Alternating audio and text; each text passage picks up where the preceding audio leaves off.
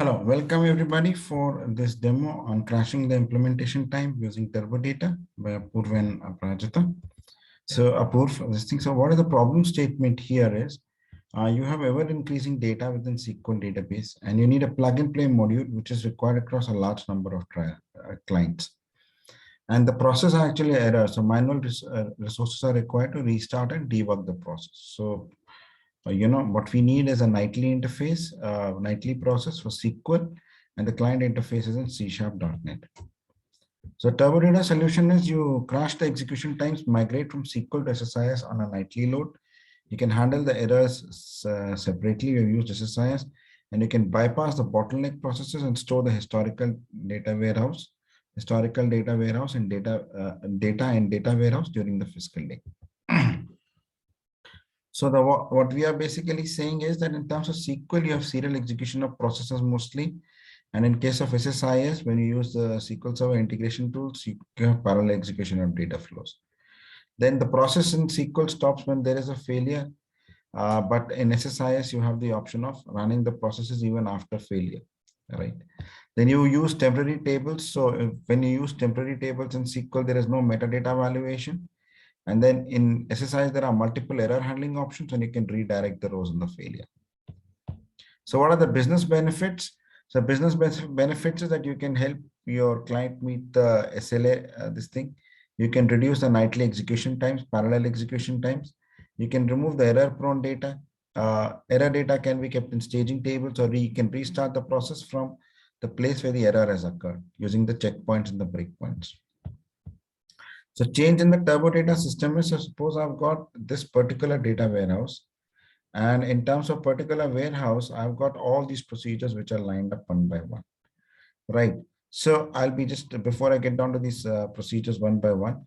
So you convert these procedures onto the SSIS package. So I'll just show you how exactly we have gone about doing it. We basically take a particular, say a particular, let me take one particular, this thing, I take this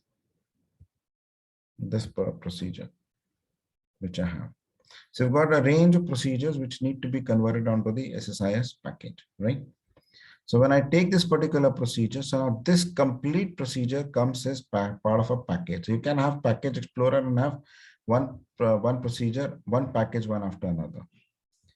Then this CTE, this particular CTE is a complete set of containers, right? So you have this particular container. So you have got three types of containers for each and SQL. So normally CTEs, we normally put it as a container.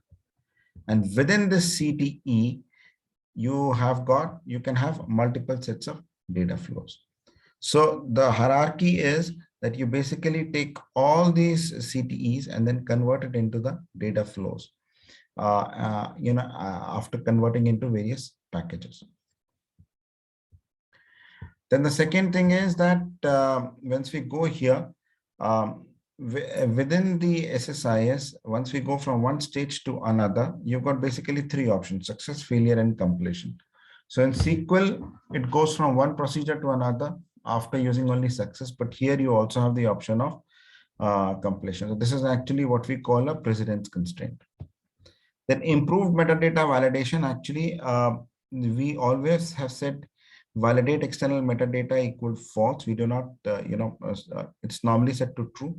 So what we say is that validate external metadata equal to true.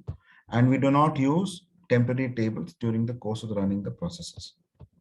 You can have better error handlings at the container level, and a large number of actions can be done once an error has happened using various event handlers in SSIS. Then these are the staging tables where the errors. So if there is an error, then you can actually store the error in what we call a staging table.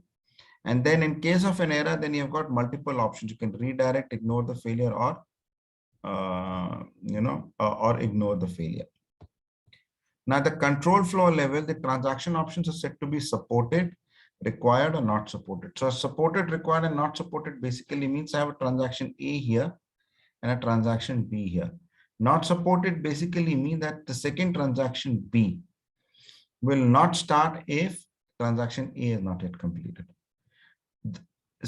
Then supported basically means is that this transaction B will not start if the transaction if on its own, but it will start in case the transaction A has been completed. And required basically means that the transaction B can start on its own. However, if transaction A has been completed, then transaction B would be start. So basically this helps in configuring your rollback options.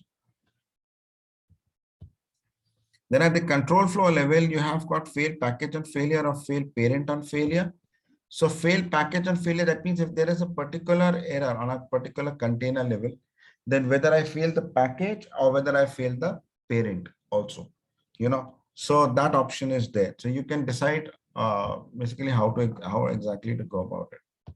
Now, in order to rerun the job from the error point, you've got what we call the checkpoints. So for checkpoint usage, you have to configure if exists, then you have to make an XML file where the error is there, and then you can actually run the job from where the error is there, and get the required output.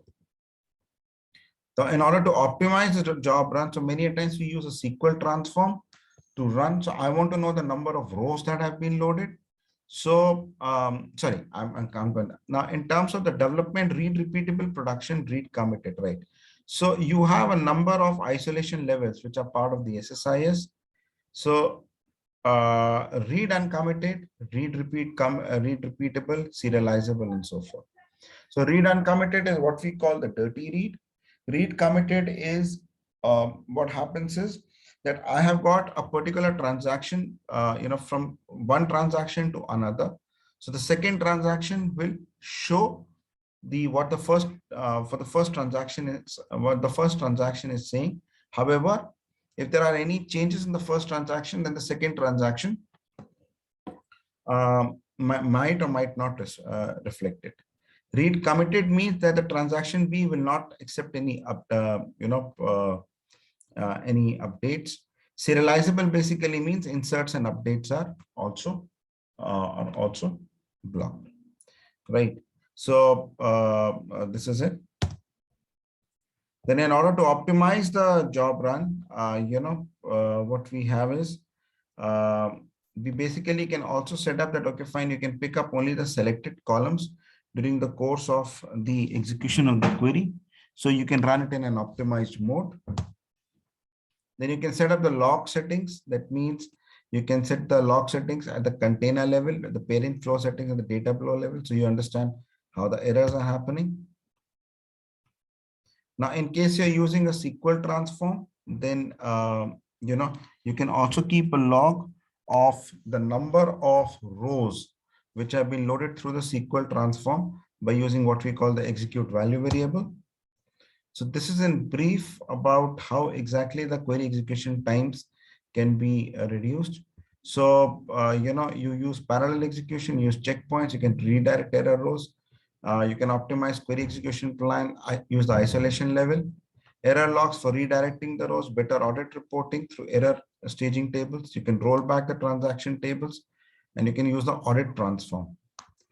And multiple locations, you can handle multiple locations with ease. Multiple ERPs can be also handled with ease using for each containers, process tasks, and quick implementation of changes. And speedier query execution times by setting up the isolation level and running an optimized mode, and capture the logging and audit data points, enable log audits at container and the data flow level. So with this, you can actually reduce the times for execution.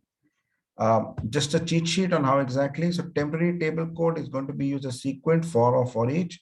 Your procedure is what is a package.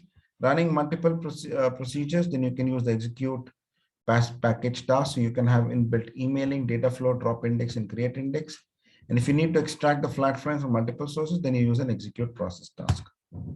So please give us any bottleneck queries which you have, and then we can help you convert them into SSIS code after converting them into CTEs. So with this, I come down to my end of the demo. Please see this link of MN Data Solutions India.blogspot.com. for various updates and leads. Thank you very much for your time.